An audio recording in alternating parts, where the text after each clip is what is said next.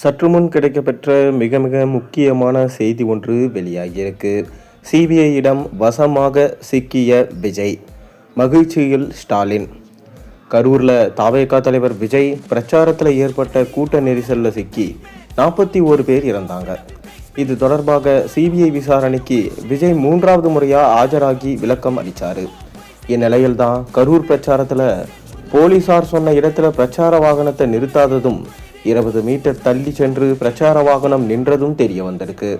இந்நிலையில்தான் விஜயின் பிரச்சார வாகனம் ஏன் அனுமதிக்கப்பட்ட இடத்தை தாண்டி 20 மீட்டர் தள்ளி நின்றது, சினிமா படப்பிடிப்புக்காக இந்த செயல் நடந்ததா என்பது பற்றி சிபிஐ அதிகாரிகள் விசாரணையை தீவிரப்படுத்தியிருக்காங்க.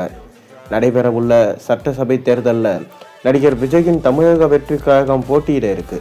இதற்காக விஜய் மாநிலம் முழுவதும் கடந்த ஆண்டே பிரச்சார பயணத்தை தொடங்கிட்டார். கடந்த ஆண்டு செப்டம்பர் 27ஆம் தேதி விஜய் கரூர் வேலுசாமிபுரத்தில் இரவில் விஜய் பிரச்சாரம் மேற்கொண்டார்.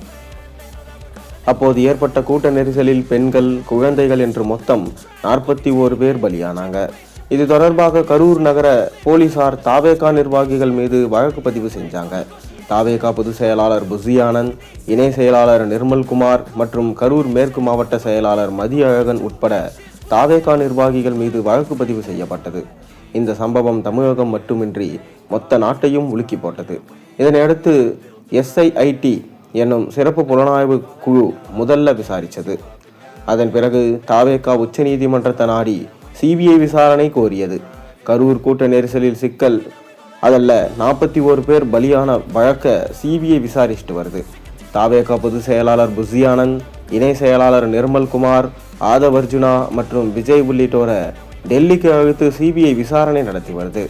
விஜயிடம் ஏற்கனவே 2 முறை விசாரணை நடத்தப்பட்ட நிலையில் 3வது முறையாக கடந்த 15ஆம் தேதி விஜய் டெல்லி சிபிஐ அலுவலகத்தில் ஆஜராகி விளக்கம் அளித்தார். 7 மணி நேரம் வரை விஜயிடம் விசாரணை நடத்தப்பட்டது.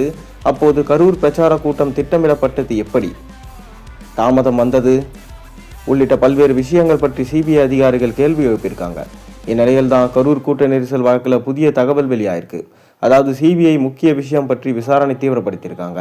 அந்த வகையில் தற்போது கரூர் பிரச்சார கூட்டத்தில் விஜய் தனது பிரச்சார வாகனத்தை அனுமதிக்கப்பட்ட இடத்துல நிறுத்தலை. பொதுவாக பெரிய பெரிய பிரபலங்கள் பிரச்சாரங்கள் செய்யும் போது எந்த இடத்துல பிரச்சார வாகனங்கள் நிறுத்த வேண்டும், எப்படி நிறுத்த வேண்டும் என்பது போன்ற விஷயங்கள் போலீசாரால் வழங்கப்படும். ஆனால் கரூரில் போலீசார் குறித்த இடத்தை தாண்டி விஜயின் பிரச்சார வாகனம் கடந்து சென்று நின்றது. இதனை தமிழக காவல்துறை தெரிவித்தது. அதாவது அனுமதிக்கப்பட்ட இடத்தில் இருந்து 20 மீட்டர் தொலைவை கடந்து விஜயின் பிரச்சார வாகனம் நின்றிருக்கு. ஏற்கனவே அங்கு அதிகாலையில் மக்கள் கூடியிருந்த நிலையில் விஜயின் வாகனம் முன்னோக்கி நகர்ந்ததால் மக்கள் பிரச்சார வாகனத்தை நோக்கி ஓடி இருக்காங்க. இதுதான் கூட்ட நெரிசலுக்கு காரணமா, உயிர் பலி ஏற்பட காரணமா இருந்ததா என்று சிபிஐ விசாரணை தற்போது தீவிரப்படுத்தி இருக்கு. மேலும் இது மட்டும் உண்மையா இருக்கும் பட்சத்தில் விஜய் சிபிஐயிடம் வசமாக சிக்க வாய்ப்பிருக்கு.